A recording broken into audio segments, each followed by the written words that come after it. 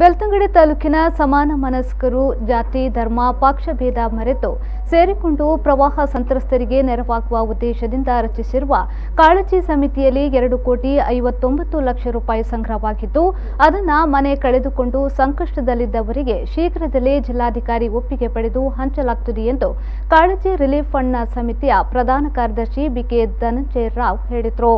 ಬೆಳ್ತಂಗಡಿ ನಿರೀಕ್ಷಣಾ ಮಂದಿರದಲ್ಲಿ ಸುದ್ದಿಗೋಷ್ಠಿ ನಡೆಸಿ ಕಾಳಜಿ ರಿಲೀಫ್ ಫಂಡ್ನ ಸಮಿತಿಯವರು ಸಮಿತಿಯ ಉದ್ದೇಶ ಹಾಗೂ ಸಂಗ್ರಹವಾಗಿರುವ ಹಣದ ಕುರಿತು ವಿವರ ನೀಡಿದ್ರು. ಕಳೆದ ಬಾರಿ ನೆರೆ ಪ್ರವಾಹ ಬಂದಿರುವ ಸಂದರ್ಭದಲ್ಲಿ ಮನೆ ಕಳೆದುಕೊಂಡವರಿಗೆ ಶಾಶ್ವತ ನೆಲೆಯಾಗಬೇಕು, ಜನರ ಕಷ್ಟಕ್ಕೆ ಆರ್ಥಿಕವಾಗಿ ಸ್ಪಂದಿಸಬೇಕೆನ್ನುವ ನಿಟ್ಟಿನಲ್ಲಿ ನಾವು ಚರ್ಚಿಸಿದ ವಿಚಾರ ಶಾಸಕರ ಗಮನಕ್ಕೆ ಬಂದು ನಮ್ಮ ಉದ್ದೇಶ ಒಳ್ಳೆಯದಿದ್ದುದರಿಂದ ಅವರು ಕೂಡ ಸೇರುವುದಾಗಿ ಹೇಳಿದ್ರು. ಈ ಕ್ಷೇತ್ರದಲ್ಲಿ ಶಾಸಕರಾದುದರಿಂದ ಅವರನ್ನೇ ಸಮಿತಿಯ ಅಧ್ಯಕ್ಷರನ್ನಾಗಿ ನಾವೆಲ್ಲ ಸೇರಿ ಮಾಡಿರುತ್ತೇವೆ ಎಂದು ಹೇಳಿದರು. ಮಾಜಿ ಶಾಸಕ ವಸಂತ್ ಬಂಗೇರಾ ಅವರು ರಿಲೀಫ್ ಫಂಡ್ನ ಹಣದ ಲೆಕ್ಕ ಕೇಳುತ್ತಿದ್ದಾರೆ. ಇದನ್ನು ನಾವು ಸ್ವಾಗತಿಸುತ್ತೇವೆ.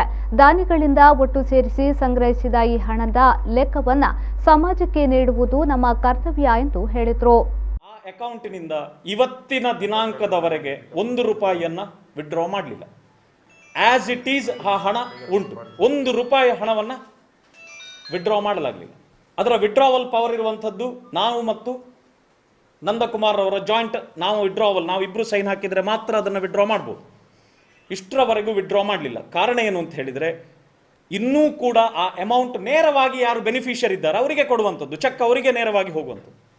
ಹಾಗಾಗಿ ಇನ್ನು ಮುಂದಿನ ದಿನಗಳಲ್ಲಿ ನಾವು ಮತ್ತೊಮ್ಮೆ ಸಭೆಯನ್ನು ಸೇರಿ, ಅಂದರೆ ಜಿಲ್ಲಾಧಿಕಾರಿಯವರ ಅನುಮತಿ ಸಿಕ್ಕಿದ ಕೂಡಲೇ ಸರಿಯಾಗಿ ವಿಶ್ಲೇಷಿಸಿ, ಯಾಕೆ ಹೇಳಿದರೆ ಇದು ಖಂಡಿತವಾಗಿಯೂ ದಾನಿಗಳ ಆಶಯ ಏನಿತ್ತು ಹೇಳಿದರೆ, ಬೆಳ್ತಂಗಡಿ ತಾಲೂಕಿನಲ್ಲಿ ಯಾರು ಮನೆಯನ್ನು ಕಳೆದುಕೊಂಡಿದ್ದಾರೋ, ಯಾರು ಕಷ್ಟದಲ್ಲಿದ್ದಾರೋ, ಯಾರು ತೊಂದರೆಯಲ್ಲಿದ್ದಾರೋ, ಯಾರಿಗೆ ಮನೆ ಕಟ್ಟಲಿಕ್ಕೆ ಅಸಾಧ್ಯ ಆಗಿದೋ ಅವರಿಗೆ ಹೆಲ್ಪ್ ಆಗಬೇಕು ಹೇಳುವ ದೃಷ್ಟಿಯಿಂದಲೇ ದಾನಿಗಳು ನಮಗೆ ಕೊಟ್ಟಂತಹ ಒಂದು ಹಣ, ವಿಶ್ವಾಸದಿಂದ ಕೊಟ್ಟಂತಹ ಹಣ.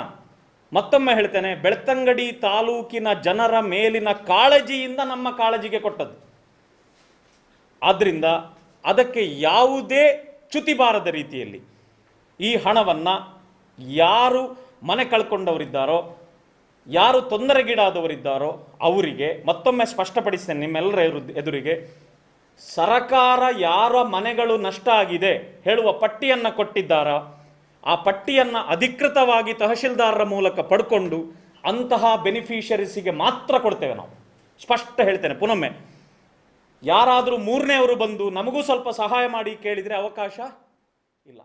ಈ ಸಂದರ್ಭ ಕಾಳಜಿ ಬೆಳ್ತಂಗಡಿ ಫ್ಲಡ್ ರಿಲೀಫ್ ಫಂಡ್ ಕೋಶಾಧಿಕಾರಿ ನಂದಕುಮಾರ್, ಸದಸ್ಯರಾದ ಮೋಹನ್ ಕುಮಾರ್, ರಾಜೇಶ್ ಪೈ, ಗಣೇಶ್ ಗೌಡ ಹಾಜರಿದ್ದರು.